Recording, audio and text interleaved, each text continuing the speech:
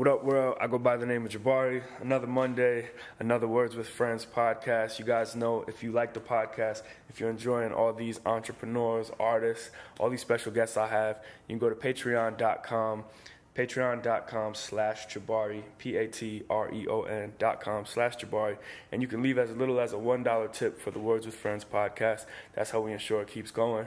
I keep getting these cool people on and talking to you guys as frequently as possible.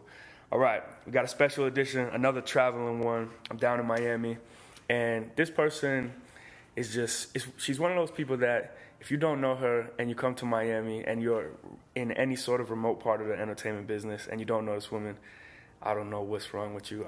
You're crazy. Like, you're living under a rock. You just are not in tune with what's really going on in MIAO.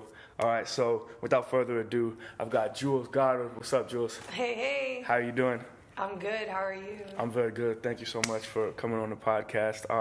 Man, there's so much I want to talk to you about. But first, introduce yourself to the people. Let them know what you do. What's up, people? I'm Yes Julz. I don't know why it's always such a hard question for me to answer. Yeah. But I guess in layman's terms, I'm a director of vibes. I like that. Easily put. Yeah. I like that. It's a very easy Twitter and Instagram bio. Exactly. It's a nice cop-out. Yeah. There's a lot involved with what I do. I curate, produce, host events, parties, and brand activations. I consult. I break new music on the scene here. I work as an A&R sometimes. Kind of just anything that has to do with the culture and what's going on in hip-hop and nightlife. For us, people like you and I, and the people listening to this, most likely, I'm involved in it. Yeah. Tell me about your upbringing, Julz. I know you're from Tampa. It's crazy you just asked that question. So I was born in Miami, and I was raised a little bit everywhere, but I think when people ask you where you're from, the answer should always be like, where'd you go to high school? You know what I mean? Because those are the years that we really cultivate who we are at the core. So I went to high school and the few years that I went to college in Tampa. So I guess I'm from Tampa. Okay. It's an easy way to say. Now, you said the few years you went to college. What were you studying there? Broadcast journalism. Okay. Now, when you were, let's talk about high school, right? Because these are formative years. How did you grow up? Siblings, big family, or what? So I am adopted, and I was adopted at 9 into a family that had a young boy already who was older in the family than me because they had been with him for a year but younger than me. So he's about to turn 18 now. Okay. And I have my mom and my dad. And then when I turned 18, I got back in contact with my family, my birth family, and mostly my mother's side of the family, not really my father's side. So with that, I contacted my sister, found out she wasn't too far away. She was like 12 at the time, and she wasn't really happy where she was, so she came to live with us.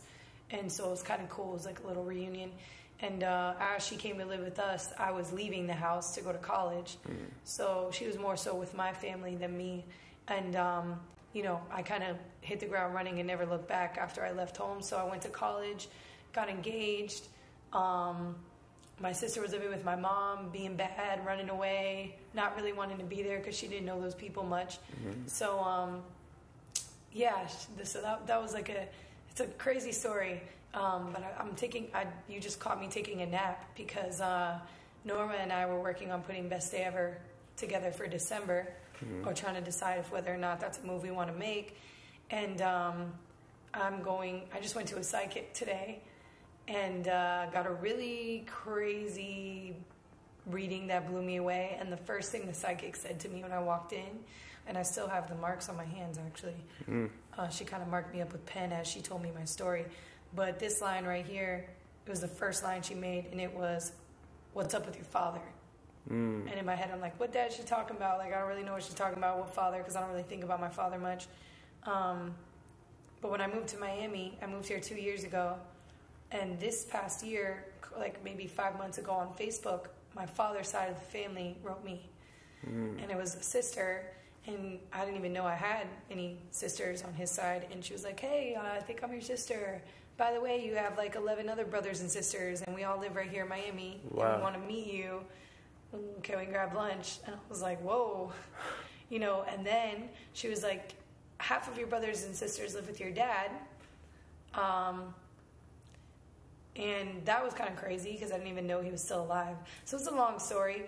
But long story short, the sidekick told me that everything in my life is very good, and she sees lots of money and lots of success and all these great things, but that in order for all those great things to happen, I need to balance my chakras. Mm-hmm.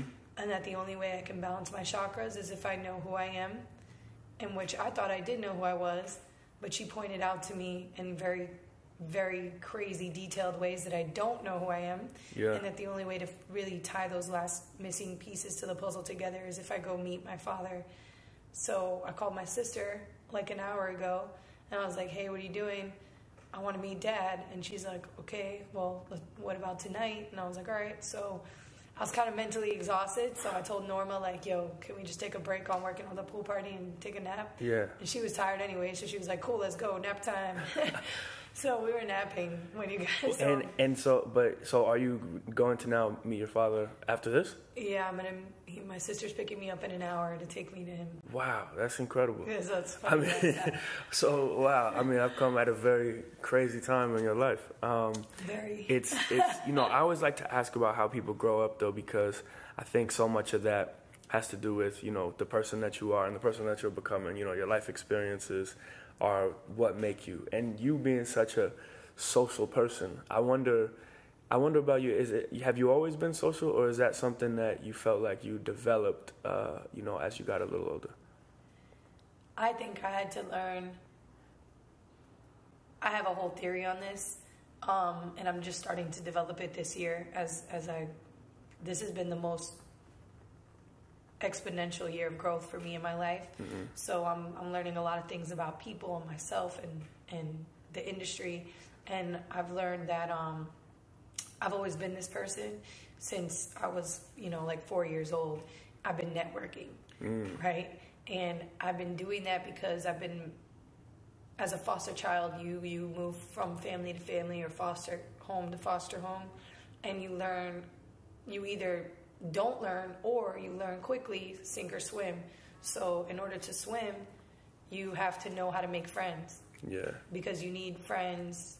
You need to get along with the people in your home that you're living at. You need to make the parents that you're around like you, because maybe they'll keep you, or make your siblings that are in the house like you, because then they can convince the parents to keep you, or whatever the case may be.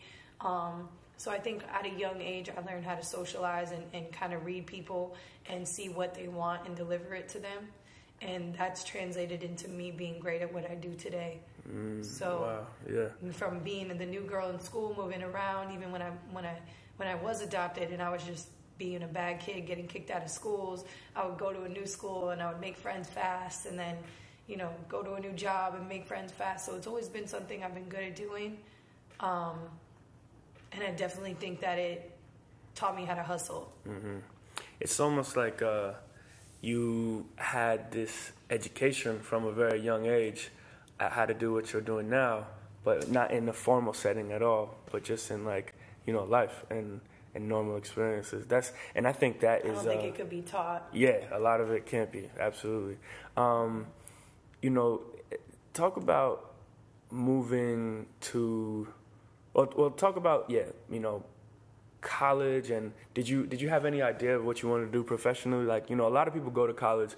I thought I was going to be a famous singer by now. Okay, yeah, because I was going to say, a lot of people, they go to college with one idea of, this is what I want to do, I kind of want to major in this, and then usually in the middle of college, something just like, they're like, I don't know what I want to do in my life, and they get lost. Yeah, so tell me a little bit about that. Growing up, I always did, when my family did adopt me, they wanted to make sure that they gave me all the tools necessary to be creative and try to figure out an avenue to put all my whatever emotions I had bottled up into. Mm-hmm. So I did like musical theater, voice lessons, acting lessons, singing lessons, so piano lessons, dance class, all performance arts. Mm-hmm. So I was performing since I was 8 or 9. Until, high school. I kind of slowed it down, but I always stuck with chorus up until I graduated. So I always thought by the time I was 18, I would be like popping. Like I would be like the next Britney Spears or Mariah Carey, whoever I was idolizing at the time. Mm-hmm. And then I turned 18, and I never stopped believing, but then I turned 18, and I was like, oh, shit, I'm not a famous singer. Like, I got to go to college. Like, okay, so what am I going to do, you know? Yeah. And real life hits. Yeah, real life hits, and I realized, like, okay, I'm getting kind of old now.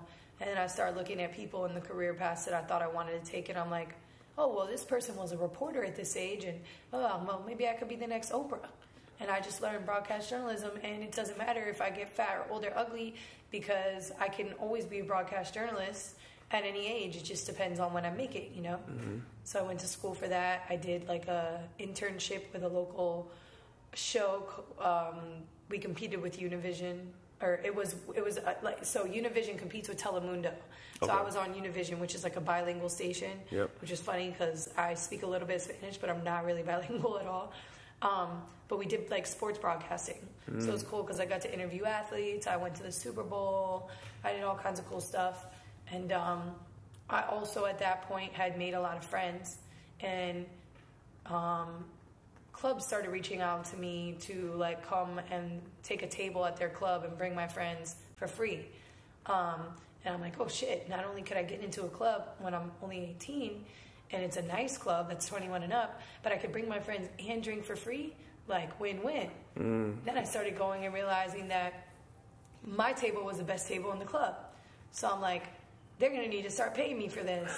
And slowly but surely, by the time I was 19, I was one of the biggest promoters in Tampa and was running the VIP and managing the clubs by the time I turned 20. So as you probably could imagine, being in the business yourself, I was making a lot of money and kind of forgot about interning at a broadcast, you know, at a show for free. Yeah. And I was like, hey guys, next season you're going to need to pay me, because it required a lot of my time. And, you know, I'd have to get up early for call times, and I'm out the night before and going to school, so they couldn't afford to pay me. So I kind of just let that go to the wayside and focused on the parties and the money. Okay. And now I'm circling back. Now that I've built a platform for myself, I'm circling back and trying to go back to those things that really make me happy, outside of, you know, curating events and parties, and doing it on my own terms. Now, okay, so you start to kill the club scene in Tampa. What made you want to expand and go to Miami? Boy broke my heart. And like I said, that'll do it. That'll make you want to leave somewhere. Yeah, so we were living together. I had his mom's engagement ring, and I thought that was the one. And at what age is this? This is at 20. Oh no, you're crazy. Yeah, I was working 3 jobs, holding him down. Wow. Like, he was an MMA fighter, had no money. Fighters don't really make money until they fight. Then they get a big purse. You usually, when you're that type of person and you don't have money for a while, and then you win a lot of money, you spend it.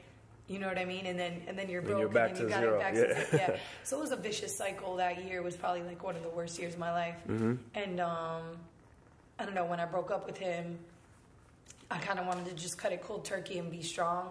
And that was the first time I'd ever really been in love. So I didn't think I was strong enough to live in the same city that I had built a life with someone in and do that. And it's a small circle. I had gotten him jobs working at the clubs I was at, doing security and stuff for celebrities, and hooked him up with Plies and all these people, whatever. So I was like, damn, where's the next big market I can go? And I had mentioned that I contacted my birth family when I was 18, and some of the people that were, you know, my aunt and my grandmother lived in Bal Harbor, Miami. Okay. So when I broke up with him and I was looking to move to Miami and I only had $500, my aunt was like, oh, well, you know, we have a condo on Collins right across from Bal Harbor, and you can come and live here and run our boutiques. We're really well off. My husband has tons of money, you know, come, I'd love to get to know you, blah, blah, blah. So I was like, okay, easy way, and, you know, I'll just go and take Miami over now. Yeah, so, you know, that's the stuff I love to hear, is about, you know, let's say somebody who's just hip to you, right, and they might just see you on Instagram, and you know these celebrities, and you're partying, and, you know, they're just like, man, this girl has it easy, or something like that. You know, they're just like, I wish I could, but people don't know that you had to step out on faith and say, I only have $500, but I'm going to try to make it happen out here. Man, you that's not even the... I got there, And I met them, and they were bad people. Wow. Like in the sense that we were at Bal Harbor grabbing lunch, and a guy came over to our table, and she was beautiful. So everywhere we went, and we kind of resembled each other a little bit. She's like, looked very young, like, you know, she's like 30 or something, and had a nice purse and nice cars, like the most money I'd seen, because my family has no money. So everywhere we went, we got a little bit of attention, and this guy came over. He was like, sorry, really polite. Sorry, I didn't mean to interrupt your lunch, but I just want to let you know you're so beautiful. And I was like, oh, thank you so much, you know. And he walked away, and she said, oh, those Niggers love you, huh? Whoa. Like out loud, like nothing. Oh my goodness. And I was like, whoa. I mean, I didn't even know what to say. And that was like the first red flag. And then, you know, a couple days later, we're walking. It's a Saturday. We're walking across the street to the mall again. And there's a lot of Jewish people walking. They're wearing yarmulkes and whatnot. Is that, they're called yarmulkes, right? Yeah. So they're crossing the street, and she's like, isn't it just ridiculous how all these dumb Jews walk on Saturdays? Can you believe they just walk on Saturdays? Because it's like a thing for them. Wow. So she's just full-blown prejudice against everyone. So I was like, oh, you know, whatever. Maybe she's old school. She's prejudiced against blacks. Then I started noticing she's prejudiced against blacks, Jews, nightlife people, everything that she's not. She was against. Wow. So I was like, I can't even be in a new place, in a new city, trying to start a new life in an environment where I'm around these negative vibes, you know? Yeah. So at that point, I'm like below $500, you know, trying to take taxis to South Beach from 90th and Collins, and the bus and all this kind of stuff to meet up with my friends, to network and go out and meet the club owners and all this stuff. And I had told them prior, like, hey guys, I'm in the nightlife industry, so I hope it's not a problem that I'm going to be coming home late, etc. She's like, no, I know people in the industry. My ex-boyfriend's the biggest promoter out there. I'll introduce you. I'll hook you up. Of course, the second night of me coming home late, it's like, what do you think this is? This isn't a hotel. You're not just going to drop your bags off and blah, blah, blah, blah, blah. Get out. Threw my stuff out in the rain. Wow. Literally, I'm on my way home from going out one night with my friend, and I'm stressing to my friend about how they're bad people and I don't want to be there. And I get a call from my aunt. She's like, this isn't a hotel. I want my keys back, and I want you out of here. And she's like, your stuff is outside. And I'm like, but it's raining. She's like, yeah, you better come get it. And I'm like, what? And I just remember like breaking down, crying, and saying to my friend, like, yo, I think I made a mistake. I should have stayed in Tampa. And just being like, what am I going to do? My friend's like, you could come stay with me. I live right there in Miami. There's a Metro mover. You can apply to jobs around my place. And she was amazing. She let me borrow her clothes. She fed me. She introduced me to everyone she knew, gave me money for the day. Like, I felt like a little bitch. Like, she would leave to go to work, and she's like, here's $20 for lunch, you know? Yeah. And it was like the most frustrating time of my life, because I felt like I couldn't do anything without asking for help from anyone. But it lasted for like a month, and then one day I went to go apply for jobs, and I got every job I applied for. Wow. And I worked at a restaurant, a medical sales office, and in a nightclub lounge around the clock, like 18 hours a day until I had enough money. You know, that's so I'm reading a book right now. It's called, it's this, like, basically this journal from this guy named Marcus Aurelius. He was like an emperor in maybe Greece or something like that, like one of the early Greek civilizations. And he just wrote to himself in this journal.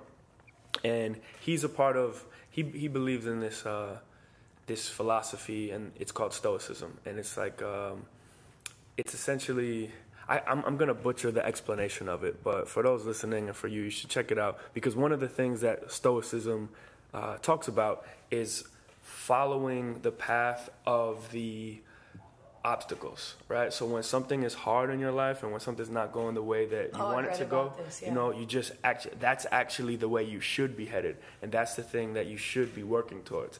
And it just seems as if with you, you know, it's like you could have retreated and been like, oh, I'm going back to the easy Tampa life, but you stuck it out and you came here and you started getting into, you know, working at these clubs, and now you're building something that's worthwhile. And so, you know, for people listening, it's like these are real life examples of people going towards the obstacle head on and facing it and trying to overcome it. So now, Julz, I want you to talk about, you know, your first nightlife job out here. You know, how did you, this girl from Tampa, how do you start working at a club, or what's your pitch? You know, how do you say, hey, let me do this, you know, let me handle the VIP, or let me promote here? You don't, because you ask for a job and people just disregard you because they don't know who you are. Yeah. And in Miami, it's all about who you know and who you are and what you can do for people. So for me, it was me getting lucky, and one of those jobs that I told you I got was in Brickell at a place called Segafredo.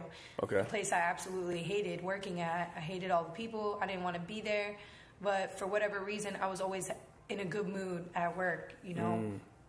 I was at the most lowest low time in my life, but I think I was just happy to have a job. And so there was a customer that used to come in, and he would come in during lunch, he would have meetings, whatever, and it was just like every time he came in, I was in a good mood, and I think he noticed that. And one night it was a fight. Mayweather knocked somebody out in like the second round or something. I forget what fight that was. But it was a huge fight. It was a Saturday night, and I remember I got to work, and the managers were making a big deal about this reservation. They were like, oh, you know, make sure nobody sat there, blah, blah, blah. When they come, walk them straight in, etc. And I'm like, all right, like whatever, you know. And this guy comes, the guy that had always come in, and he comes up and he's like, oh, how's your day going today? And usually you just say, oh, it's fine, and keep it moving, you know. But for whatever reason, I was like honest. And I was like, I don't know, man, I'm tired. I want to get off of work. Like, he didn't really care how my day was going probably, but I answered him anyways. Yeah. And he was like, all right, well, get off work. Come eat with us. And I was like, yeah, okay, dude. Like, I can't. I have another 4-hour shift. And next thing you know, my manager came over and was like, hey, you're all done. Go ahead and eat dinner with that table over there. And it was a big table he was talking about. And it turned out to be LeBron James and his friends. And the guy that came was Maverick Carter. Oh, wow. So that was the person that I had become friends with, randomly, not even knowing who he was. And yeah, that was the beginning of a beautiful thing for me. It was a Saturday. We had dinner. His birthday was the next day. They were going to live on Sunday. He invited me and my friend. Also, I got her a job there, the one that I was staying with, Jessie, to go have brunch with them. We went to brunch the next day at a place that's now my favorite brunch place, Morgan's. And he was like, oh, you guys should come to live. I'm like, oh, I've always wanted to go to live on Sunday and do it the right way, you know. And I knew if I was going with them, I would be doing it the right way. So we went, and I mean, Carmelo, Anthony, everyone you could possibly think of was there at the table, just popping off like crazy, buying him cakes and bottles and whatever. And I knew that he was friends with LeBron, but I didn't ask questions. So at that point, I didn't really know who he was or what he did for him. And that night, I noticed the level of respect people had for him. I'm always really observant.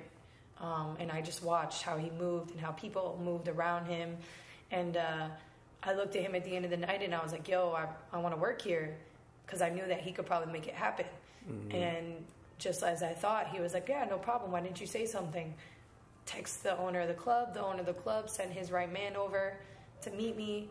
Mo came, shook my hand. Nice to meet you. He walked away. He gave me his card. I sent him my resume on the spot. Right before he even left the table, he got an email. I didn't think he was going to check his email till the next day, but apparently they all communicate on BlackBerry email throughout the club. Yeah. So he got his email right there, came over, and was like, wow, she sent me the email. She sent me her resume already. And Maverick was like, told you. And, you know, I had an interview that week, and I ended up getting hired, but they still didn't give me a job at Live, which is the job that I wanted. They gave me a job at this place called Arcadia. And obviously I couldn't start as a manager or a promoter, which I thought maybe they would let me start as a promoter, but they made me start as a hostess. Now explain to people, Julz, the difference, because, you know, this is a part of the story of the, and this, I think you're probably like my first person on this podcast that's really in nightlife. And you know, I've had some DJs on, but you're the one of the first people that's like, you know, really has a hand in nightlife. And a lot of things about nightlife, like everybody experiences nightlife, right? So everybody goes to clubs, everybody goes to parties. They don't know but the they politics. don't know the, and they don't know the backstory. They don't know the behind the scenes. They don't know how that party actually, you know, comes from, you know, hearing about it from your friend to like fruition, you know. So explain to people the hierarchy of, you know, the difference between a promoter, a manager, an owner, it's all all that very stuff. political. Obviously the owner's at the top of the food chain, but he's probably the least hands-on person. Yeah, absolutely. So there's two different kinds of owners. There's a quiet owner that you'll barely ever see him, but he's the most powerful one still. And, he has one guy running the show for him. And nobody really knows that that's the owner of the club. And then there's other owners that are personalities and faces. And those guys are the face of the club. They're always there. They're in all the pictures. You know, they bring the celebrities. The DJs come because they're friends with them. And those are the Richie Akivas and Dave Grutmans and Jason Strausses of the world, who are the top dogs in our industry. And then, there's always the guys that work right under them. And then there's, the hosts that work right under those guys. And then the managers. And the managers you would think are kind of like more important than the hosts, but not really, because the hosts are the socialites. Those are the ones like the movers and shakers. So they kind of and those are the people that are interacting with the clientele. With the clientele, exactly. So the managers are kind of like the hardest working ones, but the lowest paid, making less than the hosts, and at the bottom of the food chain, really. And then there's the hostesses and the bartenders and the waitresses that just kind of have to eat shit, but they make a ton of money. Not the hostesses. The waitresses definitely make a lot, and the bartenders. And the hostesses, they just walk people to their tables in really uncomfortable shoes all night, and that was my job. So tell me about that experience. Like how do you become a good hostess? And what are some of the tell me like crazy stories. Like what are some of the things that you're experiencing while doing that? A good hostess smiles. A good hostess is, for me, if I ever decide I want to own a club, I'm hiring somebody good looking, whether it's a male or female, to be the hostess, because that's the first thing that represents your brand that a client sees when they walk up. They have to be smart. They have to be able to negotiate. They have to be able to network, and they have to be able to make a connection with people, because it's either the hostess or the waitress or the promoter that's going to get that client coming back. It's not you. It's not really your talent. It's not really the production in the club. It's the personal connections, in my opinion, that the people that you hire make with the clients that you want to keep coming back. Yeah. So for me, I was a great hostess because I made those connections. And I'm a great negotiator, so I could sell. So yeah, I did that for a while and kind of just built up my Rolodex of like clients and people and athletes and celebrities. And I would get off at most tables are sat by 2:30, 3 a.m. the latest. And my feet would be like literally bleeding. And I would want to go home. And I still had 3 jobs at this point. So I'd wake up and go work at an office at 8 o'clock in the morning the next day, just so I could get my own place, because I was tired of sleeping on that couch. Yep. And I'd want to go home so bad, but I knew I did not want to be a hostess much longer, and that I wanted to promote. So I knew the only way I could do that was by going downstairs into the party and finding it in me to turn up and make the party a better place from the hours that I was off work until the hours that the club closed. And then one day down the line sitting down with the manager or whoever was in charge and saying, hey, look, your numbers went up from 3 till this time, when they would usually go down and the party would die down. So you were basically coming down there, getting everybody amped up and just turning the place up. Yeah. Shots, hype music, let's go DJ, let's go girls, let's dance, let's twerk, let's do this, let's do that. Yeah. Whatever I could to make the party a better place, telling my friends to go to other places and then come at 3 o'clock. I had all kinds of strategies. Yeah. But yeah, but there's a psychology behind all this, man. It's just like any other business. There's definitely strategy and best practices and all this marketing stuff that needs to go into it. People have no idea. There's songs that make people spend money. There's songs that make people go home. There's, you know what I mean? There's people that talk on the mic that make people want to kill themselves, and then there's people that talk on the mic that make people want to come back for more. There's lighting. There's confetti, there's room placement. You can't teach a person. You can't teach a person how to walk into a room and say, you know what, the energy over here is low. Let's go put this person that has good energy at that table and make sure that the energy over there is matching the energy over here, so that the dance floor continues to have people dancing on it, so that we can continue to keep this party going for another 45 minutes. Yeah.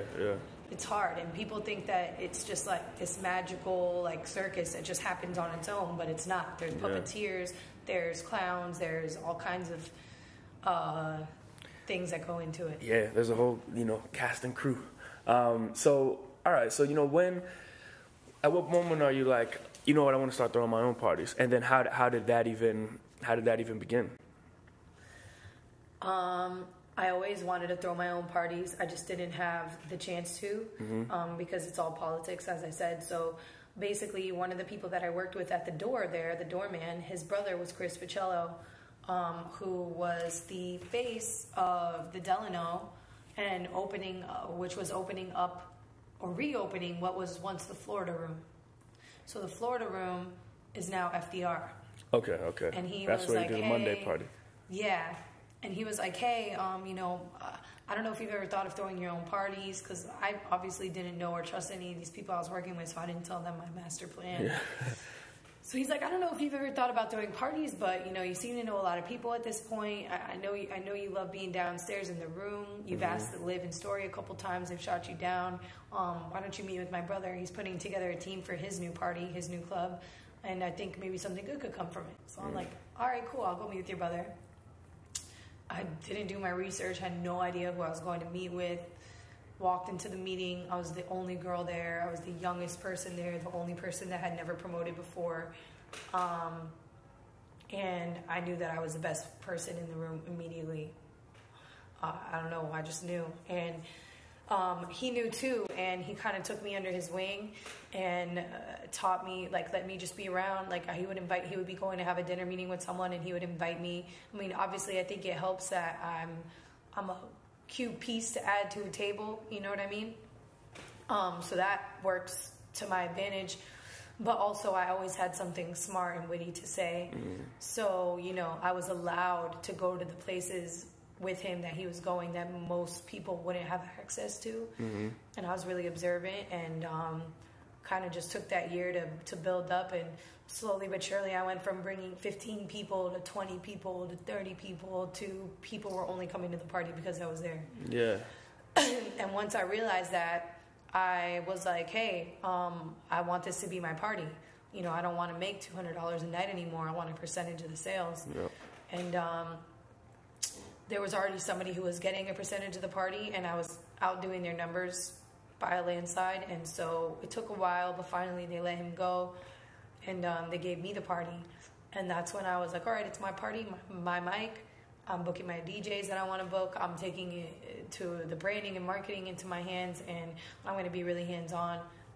Whereas the last person didn't really do that. They let the hotel make the flyers, pick the talent, all kinds of stuff. I'm like, my party doesn't just mean I'm going to take the check. It means I'm going to make it my party, and I want it to be my vibe, my kind of fun.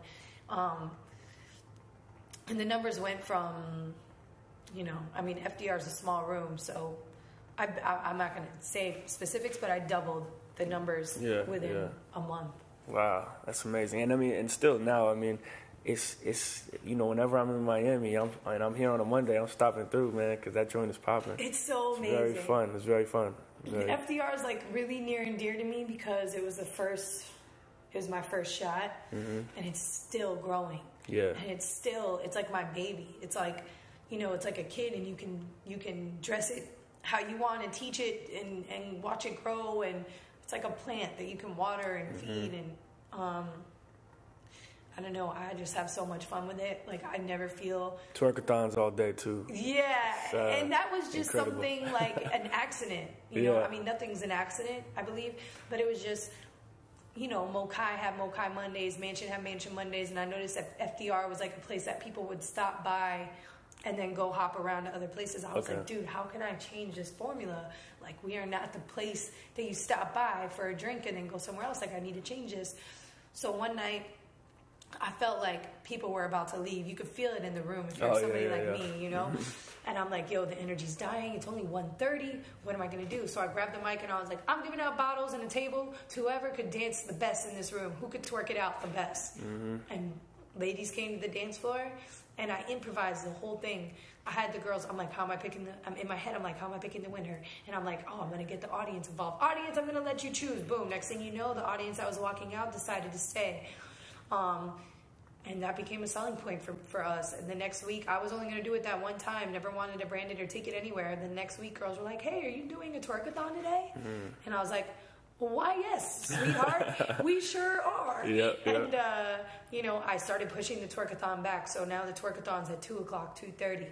And people are staying later to be a part of it and witness it. Yeah. It's a great thing. It's definitely a great thing. So, you know, all right, Julz, you know, one thing that I definitely want to talk to you about is how social media and, you know, the internet plays a role in your career and everything that you do, right? Because one thing that you told me a time before that we met, you said that you know what people like, and you know you've been able to cultivate this sort of digital following, but it also resonates in a real and personal thing when people come to your events. So how does social media play a role in the things that you're doing? I think there should be a class on social media in school. I think that's where our generation is going. You could say as many negative things as you want about it. However, what's the first thing you do when you wake up? You check your phone. What do you check? You check your messages, your Twitter, your Instagram, your email, your Snapchat now. And there's always going to be something new. And from a marketing standpoint, you could pay to put your ad in a magazine. You can pay to put your ad on the radio, but radio's dying. Magazines get looked at once and thrown away. Instagram gets checked every hour for some people who are obsessed with it. So you have a platform as a person trying to create a brand, and a brand could be anything. A brand could be, this is a brand, the candle that's lit right here, I'm a brand. You can make yourself a brand, you can make just about anything a brand if you know how to do it. And so you have an avenue to constantly put content in people's faces that's not annoying, that they're choosing to look at, and it's free. How people can disregard that as something that needs to be taught is insane to me. It's like, you know, it might sound stupid, but it's like, you know, one day I do want to go around and talk to schools and do a seminar on social media, because I feel like I'm going to be at that point where I'm like a social media maverick or maven or whatever you want to call it. And sounds like Norma woke up. And I just think that here's a good example. Angela Simmons has like 1 million followers on Instagram, right? I have 100 and whatever thousand. We both get free jewelry from a company that's based out of here in Miami. The jewelry company is willing to give me more free jewelry than they're willing to give Angela for a post, because they get more feedback from my posts than from her posts. How's that possible when she has 900,000 more people following her than I do? Well, it's not all about followers. It's about engagement. Exactly. That's what I'm getting to, is that it's all about engagement. So, you know, it's one thing to post selfies. It's one thing to post something with like a cool caption or whatever. But we are making friends with people we don't even know. We're starting to learn people's lives more than the people in our lives, even more so through social media than anything else. So I could follow you and the BC to DC blog and Modi and your friends, and I know that these are your boys, you're a group of friends, you all used to live in the same place and throw a festival together, you all also do your own things on the side, and that you like to do film, and you know, Modi likes to blog about music, and I can know all these things without even knowing you through only following you from a distance. And I feel like I'm your friend. I feel like I'm a part of what you're doing, if you make me feel like it. Yeah. So if you let me in, so that's why there's certain models or hot girls that they post like, you know, half naked pictures, and believe me, I love women just as much as you do, so I'm going to look at them all day, but I'm not going to be as excited to see that girl in person as I'm going to be to see you or one of the members of your clique, because I feel like I know who you are, I know who your friends are, I know the projects you're working on, and I've watched you, I'm invested in watching you grow. I'm invested in watching you succeed and seeing your triumphs and your failures and watching you lose weight and watching you do this. And so basically for me, I allow my following into my life. I've made a conscious decision to share a majority of my life, and it doesn't work for everybody. Not everybody has an interesting life. Not everybody has creative, cool, fun ways of sharing their interesting life. And, you know, I've kind of just developed like a niche language.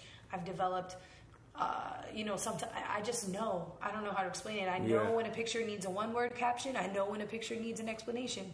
I know what kind of explanation is going to get the most feedback. And sometimes I get surprised. You know, sometimes I'll drop a flyer and, like, today I dropped a flyer, and usually a flyer compared to other pictures, like I'll get 400 to 500 likes on a flyer as opposed to like 5,000 likes on a picture, because people don't want to see flyers. Yeah, people hate flyers. Yeah. They hate flyers. However, J. Cole dropped his album today, so I dropped my J. Cole flyer today. And I was like, surprise, see you on New Year's. And I think I'm at 1,000 likes now and like 100 comments. So it's like people are interested in J. Cole right now because he dropped his album today. So they're tagging their friends like, yo, New Year's? Or no? You know, like all kinds of interaction on that flyer. And I'm like, whoa. I'm like, look, Delano, like you should have sent out your email blast today with the flyer. I hope you did, because it's hot right now. Like, you know, so it's weird. It's a science, and you have to get it down, and it takes time and trial and error. And it's constantly growing, and it's constantly changing all the time. And I mean, I think that's the beauty of it. I have a question for you. Do you ever think, or is there anything that is off limits? Because one thing, I mean, one of the networks that you're a beast at, and when I say beast, ladies and gentlemen, if you're not following Yes Julz on Snapchat, my God. This is the queen of Snapchat right here. But yeah, you know, is there and I see you post a lot, you know, so it'll be like you said, ups and downs, triumphs, failures. You know, you almost feel like, you know, you're like people are right in your life. Is there ever a you know, what's off limits for you? This is something I'm struggling with. I struggle with it with Norma. You know, she tells, you know, her and some of my friends are like, Julz, really? You Snapchat everything? Like, at what point, like, you don't need to tell people that. At what point are you going to not share certain things? And at first I was just sharing the good stuff, just sharing the fun stuff, just showing the twerkathons and blah, blah, blah, blah, blah. As my following started to grow, I started to get a lot of feedback from people all over the world. And it's like, wow, your life looks so fun. Like, I want to drop out of college and be a party promoter. I want to move to Miami. I don't want to be in finance anymore. And I'm like, whoa, whoa, whoa, like, pause. These people really think that this is all it is. Yeah, absolutely. So, and the reason why I like Snapchat in the first place was because it's fast, it's handy, it's genuine, and it's raw. It's in the moment. And it's like you get it in that 24 hours or you miss it. So you either hop on or you miss the train. So for me, it was more authentic and organic than Instagram, because I feel like on Instagram and Twitter and whatever, you could say and post whatever you want and make yourself look like whatever you want to be, which could be good for some people if used the right way and bad for other people. But then I noticed that I was kind of turning Snapchat into the same thing those other things were if I didn't decide to show not only the ups, but the downs as well. So I'm like, okay, I'm not just going to show my parties. I'm going to show the meetings, the walkthroughs, the arguments with my partner. I'm not just going to show me getting a job. I'm going to show me getting that job and being excited about an $80,000 contract, and then me crying when my background check comes back and I can't take that job because I have a mishap from my past that's preventing them from hiring me. Yeah, and for real. Maybe the young people that are watching this will learn from my mistake and think down the road, like, oh, you know, even though I'm not going to be a doctor or a lawyer or whatever, I can still be affected by something like a DUI down the road, because there are companies that won't hire me no matter how many years have gone by, because that's a blemish that you can't wipe off. So, and I did, and I shared that, and I got an enormous amount of feedback. And I noticed that I get more feedback sometimes on the negatives than the positives, because not everybody's living a 90% happy-go-lucky life 90% of the time. You know, people are sad, people are struggling, people are fed up, people are stressed out, and they can connect more with people who share those same emotions with them. So I'm not gonna lie, I'm rarely ever any of those things. I'm very blessed, and I love what I'm doing, and because I love what I'm doing, everything in life seems to just flow for me. But there is a 10% of the time where things go wrong. I'm stressed out, I'm overwhelmed, I'm tired, I don't always want to turn up. And, you know, I need to share those moments, because if not, then I'm just like these idols that I'm criticizing. You know, like the reality show stars that are out there, the singers and celebrities that are out there that are photoshopping their pictures and warping women's perceptions of themselves and warping perceptions of what a celebrity really goes through and what their life is really like. And so I don't ever want to be that. So for me, although it's going to be a dangerous journey, I decided to 100% share everything. That's interesting. You know, Is there any strategy that you have in this social media journey? You know, like, what are some of the things that you know work, and some of the things that you know don't work?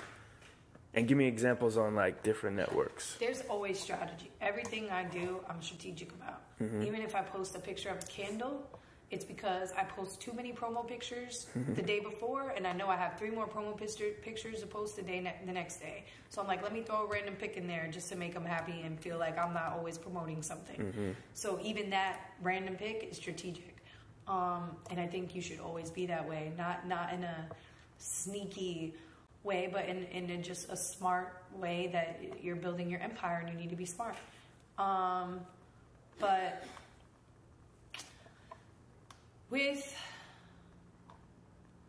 I don't know. I mean, it's different with every platform. With Twitter, you're sharing your thoughts and your feelings. With Instagram, you're sharing photos, moments, and they have to be cool and curated and filtered and looking. They have to have a look to them. Your Instagram has to have its style, right? With Snapchat, you don't really need to have a style.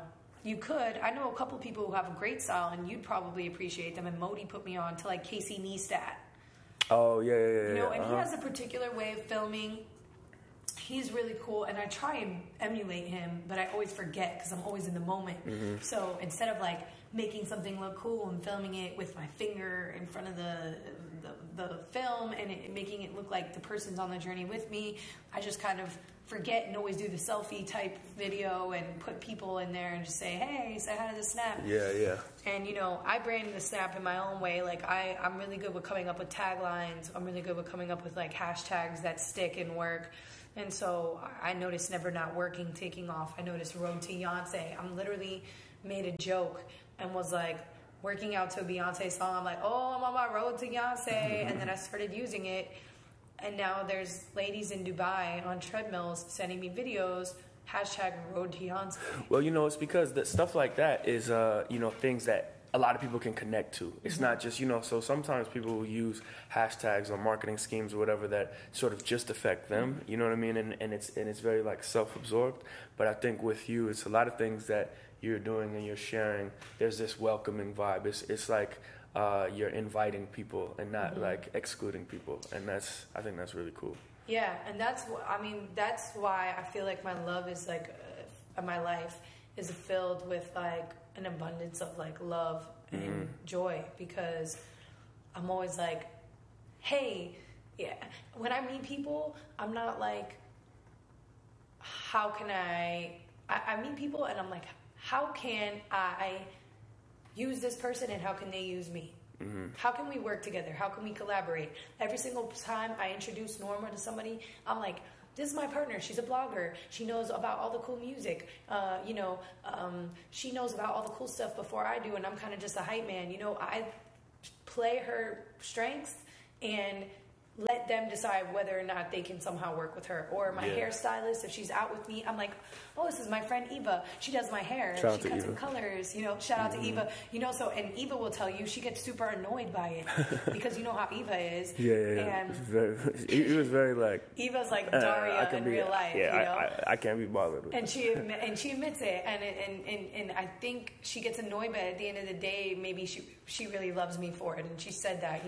So I'll be like, she kind of wants nothing to do with that kind of stuff, networking and meeting people, but she's in an industry that's all about networking and meeting people. Absolutely. You're a hairstylist. So I'm like, Eva, let's get you business cards. Let's put your business cards in my gift bags for my dinner that I'm doing for the 30 most influential women in Miami so that they can all know about you and your hair services, and let's give them 10% off and try and get you 30 new banging clients that know a ton of people and have platforms. Yep. And she'll be like, all right, Julz. I feel the same way. It's so funny. Man, my barber is like the same way, man. My barber in LA, he's the man. He cuts so many people's hair. He's incredible. But, this man doesn't have an Instagram. And I'm like, what are you doing, bro? What are you doing? You already cut so many people's hair. Imagine if you had a platform you're to sweet. Get more. Yeah, it's just like, come on, yo. But not everybody thinks like us, you know? Yeah. And not everybody gets it. Yeah. And so that's why... I just like to, because excluding people, all you're doing is putting yourself on an island. Yeah. You're putting yourself on an island. And if you're on an island and you don't have people there, people can always have their own perceptions. I'm contradicting myself in my mind right now because I'm like, oh, well, if you're on an island and you invite a bunch of people, then you're going to run out of resources. Some people can think that way, but then there's people like me and you that probably think, hey, if I'm on an island and I invite everybody to this awesome island with me, there's an unlimited amount of resources that we can get by building a boat together because we'll have enough hands to build this boat out of wood and paper, papyrus and whatever else, and freaking we'll go float on to another island and get food and bring it back, and populate we're building our own colony, and the next thing you know, we own 6 islands, and we're the king of our islands, so everybody thinks different ways, and eventually, to me, if you're on an island and you don't invite enough people, you're going to run out of resources whether you're on that island alone or not. Yeah, absolutely. I think, one thing I really agree with you is just, providing value to people. I think that, I was telling this to my friends, I think that if you're a person that is invaluable, right, and people need you, and people, you enhance the lives of others, it's really like you can never be in a bad scenario. You can never be broke. You can never, you can be broke like monetarily, but, if you help out people and enhance the lives of other people, when you're down, those people are going to do the exact same thing for you. You know what I mean? And it's just it's like a cycle. So I always like to think about my career, decisions that I make, everything with, one of the main things in mind is like, how is this helping other people? And how am I being of service to other people in my life and other people that I work with and all of that? It's not just about me winning. It's about, because essentially it's just like when somebody else wins, you win at the same time, so. Exactly. Go ahead. No, somebody interviewed me the other day and was like, I bet you deal with a lot of people using you. Like, how do you deal with that? And I was like, I use people too. Yeah. People use me to get in the club, and if they work at a gym, I use them to work out for free. So I get people in the club, and then I want free hats and sweatshirts and whatever else, So it's like, it's not necessarily using people. It's being resourceful. It's being collaborative. It's knowing what you offer and what you bring to the table, and knowing what other people offer and what other people bring to the table. Yeah. And then knowing that if somebody can't offer anything, that one day you're going to be that person that can't offer anything. And so you should always give when it's not taking from you, and hope that karma sticks with you so that one day when you have nothing to give, people who do that are around you give to you. Yeah, absolutely. Lastly, Julz, what are some of your goals? Where you, for instance, to me, it's like when I look at, and I'm sure people have told you this before, but when I look at your Snapchat, right, it feels like a reality show. It feels like my own little version of, you know what, and I don't even like reality shows. I'd rather watch your Snapchat than a real reality show. Maybe it's because it's a little more raw and you know, edgy, I guess. But is that a route you're trying to go? Like, what? Give me some of the goals that you have for, you know. So if you watch the Snap, you'll see I had a camera crew following me. Yeah, I saw that. I feel like reality show is such a negative term, and it's a negative term because it started off as something that was supposed to be a show that's real based off of reality, but it never was.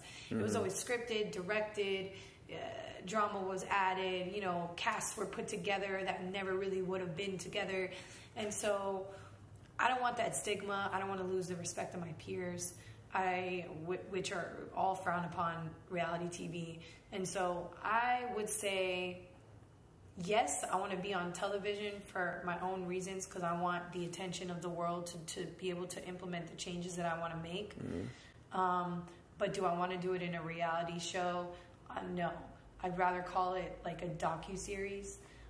That's why I love, people have been telling me since I started Snapchat, you should vlog, you should make YouTube videos. And I'm like, no, I shouldn't. Because I'm not going to sit in front of a computer and edit a video and put it on Snapchat's easy, it's on the go. I can do this. I can put people who are famous on the Snapchat and they know it's not going to go viral. It's deleting in 24 hours. It's a safe place. And that's why I love Snapchat.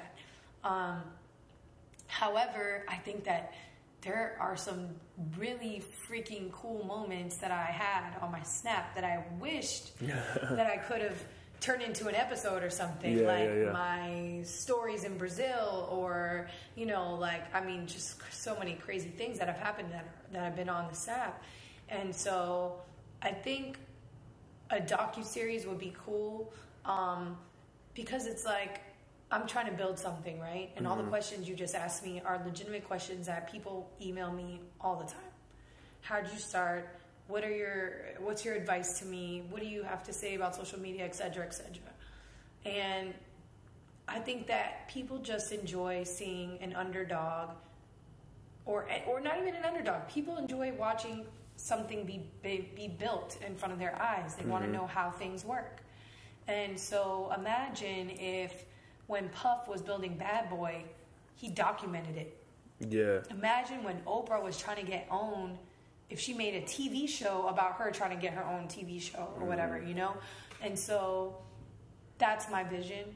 I would like to incorporate Snapchat because it's another point of view. So I'd like to have a show with shots of me at my parties that were taken by the camera crew, and then save some of my snaps that I took while in the twerkathon and incorporate those into the show, and then maybe even draw over certain scenes and use the arrows and the emojis and make it look like one big Snapchat. Yeah. That's kind of my idea right now, and that's what I'm doing. And we got some really amazing footage over Basel Week. Couldn't have picked a better time to film. And these poor guys have about 80 hours of footage to go through and piece together a 30-minute pilot. So we'll begin that very tedious, painful process, but fun, I'm sure, next week. And I've had a couple people reach out to me. I've turned down a lot of networks for dumb shows like freaking, oh my God, anything from like Rich Kids of Miami to South Beach Promoters. So like all these, yeah, exactly. Same response I had. And believe it or not, even though I had that response, I still considered all of them because, you know, it's like that little pot of gold that you think like, oh, but maybe I can make it cool. Maybe I could be the first person to really make reality shows cool. And it's like, no, if you're not in control and you can't control the content, and you can't be a part of the creative process, you can't make anything different than what's already been done. Yeah, and you know, another thing, I think it's very important to know what you want to do and set goals for yourself, and not only so you know the path that you should be on, but also so you know the path that you shouldn't be on. Exactly. So the things that you need to say no to are just as important as the things you need to say yes to. I have a problem with that. And it's a process that I'm learning. I always want to say yes. Yes, Julz. This exactly. I always want to please everyone and say yes, and I noticed that it's gotten me very tired. It has taken up a lot of my time. There's a lot of projects I've said yes to that I mean, nothing's hurt me, luckily. I've never made a mistake big enough to really affect my career, but it's just straining. So now it's getting to a point where like people are like, oh, hey, let's meet up. I want to talk about this. I want to talk about that. And I don't mean to big time anybody. And people can say that I am or that whatever. Maybe it's like, oh, you say somebody doesn't have time to meet with you. You think that they're letting something get to their head. It's like, no, that person's busy and they're focused and they have certain things that they want to work on and they can't start new things right now. Yeah, absolutely. Or, you know, it's just time is more valuable to me at this point. And so it's like, no, I can't meet with you about the concert you want to put together because I'm working on my own concert or because I'm hosting a different one or whatever the case may be. I don't have time to do all these new projects. No, I can't fly to Canada and host your party because even though the money's good, that's me flying to Canada, and that's taking a toll on my sleep. That's taking a toll on me not being home, not feeling like I'm in my environment. My productivity goes down. Yeah. You know, it's all these factors that come into play, and these are literally things that I'm getting the hang of learning about and saying within the past few months. So a couple months, I'm a totally different person now than I was 3 months ago, and I'll be another person next month. And you'll continue to grow. Exactly. Yeah. And I'm very interested in seeing your growth. And I'm glad that we connected, man. Me too. I'm excited to. This is good, and I'm just glad that I met you, Norma, everybody, all the the Miami crew and Cirque. I'm glad we linked. I feel like you guys are the us of DC and the yous of Miami, and who knows what will happen when we all come together. It's gonna be crazy. It's gonna be crazy. So, Julz, let people know where they can find you on the internet, social media, everywhere. All right. So as I said before, I'm Yes Julz. My site is up, yesjulz.com, but the official launch, where it's going to be extremely next level and to my expectations, is on the 1st of the new year. So you'll be able to see a big change then. But in between now and then, it's there, and so is my Instagram, my Twitter, and my Snapchat, and they're all Yes Julz. Let me put my hoodie on before you take a flick. Oh, this is a video. Oh, okay. So keep going. Yeah. So Instagram, Twitter, Snapchat, Yes Julz, they're all the same. Branding. That's another suggestion. Keep it all uniform. Yep. Make it easy for people to find you. And that's it. All right, man. Thanks for having me. Thank you so much. You guys know, let me give you a few updates. Let's see here. You guys know Colors, New York. We're having a break. It's too cold in New York City right now, so it's only in LA, but New York will be back very soon. The next one is going to be January 2nd. You guys know the Sprite stuff I've been working on. We've got some big stuff coming up in New York for All-Star Weekend, so you guys can go to youtube.com/Sprite. Check out all the videos that I've been producing for those guys. And yeah, more podcasts definitely coming. Subscribe, soundcloud.com/Jabari, and in the iTunes store. Leave comments, tell your friends about it, and you guys know that you can go to patreon.com and leave as little as a $1 tip for the Words with Friends podcast. Man, check out everything Julz is doing. Stay tuned, please. She's got so much stuff going on. Is this a snap? Yeah, I'm snapping you. What up, Snap? Jabari J on the snap, for those that don't know. And yeah, this has been another edition of Words with Friends, guys. All right, peace.